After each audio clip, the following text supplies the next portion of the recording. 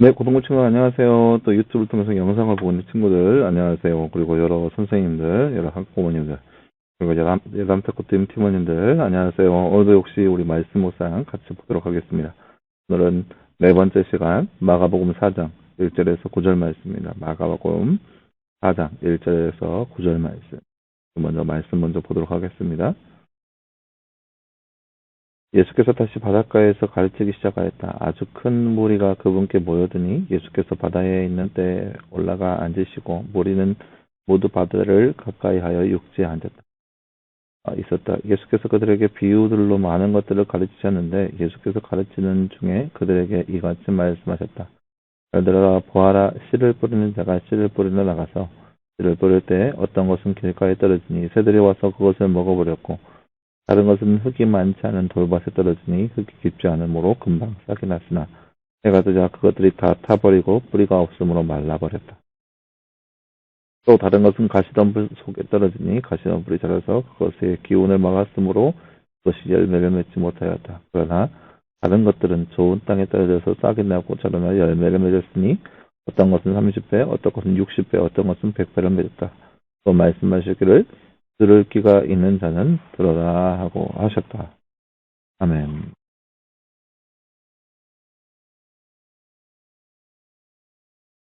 네.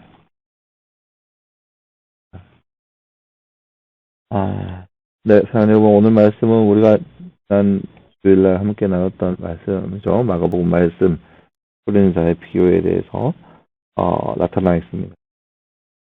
내용은 그런 거예요. 예수님께서 비유로 말씀하시니 하나는 길가에, 다른 돌밭에, 하나는 가시덤불, 하나는 좋은 땅.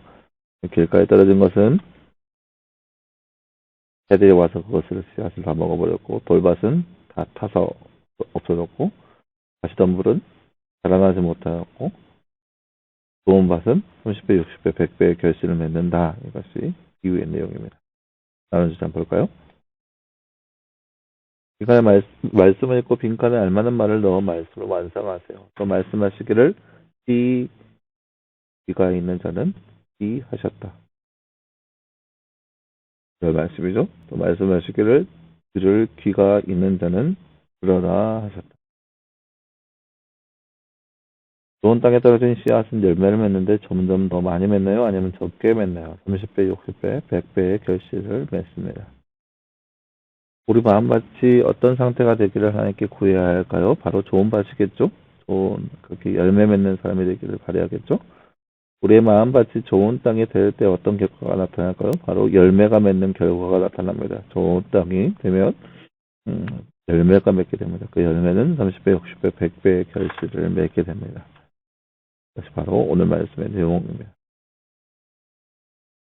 네, 사랑하는 여러분, 오늘 말씀에서 우리는 예수님께서 그 씨 뿌리는 자의 비유에 대해서 말씀하시는 내용을 함께 살펴봤습니다.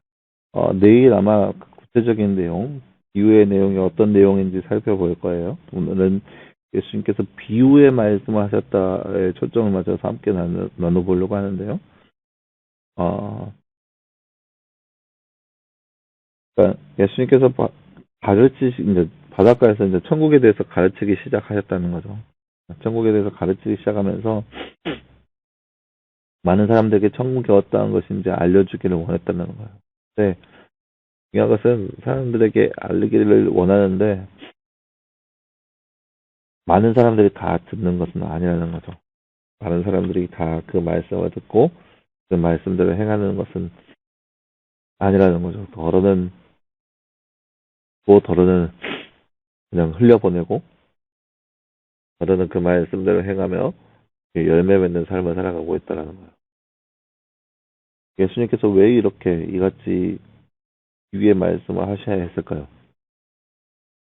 그냥 직접적으로 그냥 야 너희가 아무리 내 가운데 말씀을 뿌려줘도 말씀을 듣는 사람들은 다 따로 있다 그렇게 말씀하시면 될 텐데 왜 예수님께서 굳이 예, 물론 예수님은 지혜가 충만하셔서 모든 비유의 말씀들을 하시기에 해서 충만하지만 왜 예수님께서 굳이 이렇게 비유의 말씀을 하셨을까요? 그것은 이제 감춰졌다는 거죠. 그러니까 천국에 대해서 가르치는데 천국의 말씀들이 어느 정도 감춰진 때라는 거예요. 그래서 들어야 할 사람 또는 못 듣는 사람들이 다 나눠져 있다는 거예요. 오늘 말씀에서도 뿌린 자의 비유에서 알 수 있지만 씨는 다 뿌려지게 되는 거예요. 길가가 됐든 뭐 돌짝밭이 됐든 다 씨는 뿌려지는데 그 말씀은 뿌려지는데 그 말씀이 작용하는 것이 사람마다 다르다는 것을 볼 수 있죠. 이것이 차이이고 그 결과 그에 따른 결과가 다 천차만별이라는 거죠. 그것처럼 하나님의 말씀을 듣지만 그 말씀을 어떻게 듣고 그 말씀에 따른 결과가 무엇이며 그 말씀에 따른 그런 반응이 어떠한 것인지는 다 사람마다 다르다는 거예요. 그래서 어떻게 말씀을 들어야 하고 어떻게 말씀을 받아들여야 하고 그래서 그 말씀의 결과가 내 삶 가운데 어떻게 일어나야 되는지는 너무나 다르다는 것을 볼 수 있어요. 그래서 이 차이 나는 말씀이 그 반응에 대해서 마지막 말씀에 뭐라고 하시냐, 들을 귀가 있는 자는 들어라 라고 말씀하시는 거예요. 그러니까 귀가 있어도 듣지 못한다는 거죠. 귀가 있어도 하나님의 말씀을 듣지 못하는 그런 상황이 있다는 거죠. 그러니까 예수님께서 말씀하시기를 들을 귀 있는 자는 들어라 라고 하시는 거예요. 그러니까 귀가 있으면 좀 들어서 하나님의 말씀이 어떤 것인지 듣고 그거에 대한 결과, 그에 대한 반응들을 보이라는 거죠. 그런 열매를 맺으라는 거죠. 하나님의 말씀을 그저 지나가 버리는 것이 아니라 하나님의 말씀을 받아들이고 그 말씀대로 살아가라. 그 말씀인 거죠. 오늘 말씀에서 예수님께서 사람들에게 비유의 말씀을 하시는 것은 천국에 대해서 먼저는 가르치기를 원하는 거예요. 천국에 대해서 어떠한 것인지 알기를 원하는 거예요. 그래서 이 말씀에 대해서 사람들이 최대한 그 말씀에 대해서 알아듣기 쉽게 하기 위해서 비유의 말씀을 하셨어요. 비유라는 것은 빗대어 설명하는 거예요. 그러니까 빗대어서 설명하는 거죠. 빗대어서 설명하다 보니까 직접적인 것이 아니라 좀 빗대어 설명하는 거죠. 근데 그것을 그렇게 하시는 이유는 제발 그렇게 해서라도 듣고 그것을 접하라는 의미가 있는 거죠. 사랑하는 여러분, 오늘 말씀에서 우리가 듣듯이 우리도 역시 하나님의 말씀을 듣고 우리의 삶 가운데 적용할 수 있는 우리의 모습이 되어야 돼요.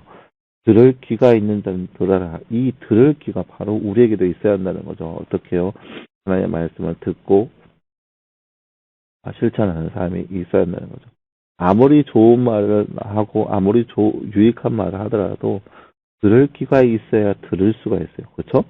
들을 귀가 있어야 듣는 것이고 그리고 들을 귀가 있어야 듣고 그 말씀이 반응한다는 거예요.